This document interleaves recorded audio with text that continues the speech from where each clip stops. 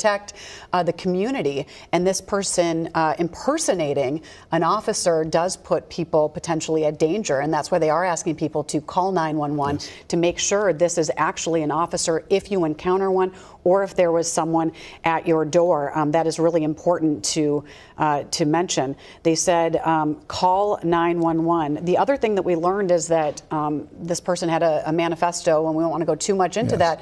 that, there with other names on lawmakers there. that they were going to target. So so that's why this manhunt is so important. That's why so many, they said hundreds of officers are actually in that area, basically looking for this person who has been impersonating law enforcement.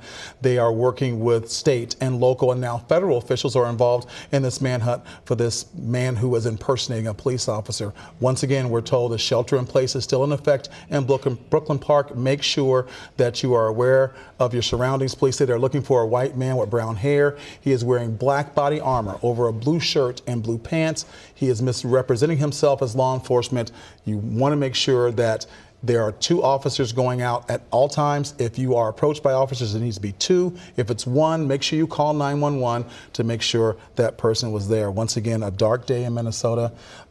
We're all saddened by Melissa Hortman's death and her husband. She's been a frequent guest here at WCCO, Yes. and I would say a friend of WCCO. She's on Esme's show a lot, and just a dedicated public servant, and we're just devastated here today. Yeah, absolutely. We've talked to other lawmakers who said they are safe. This is what they say, physically safe, but say they, they have law enforcement on their street as security right now, but say that they are saddened and they are worried for their colleagues.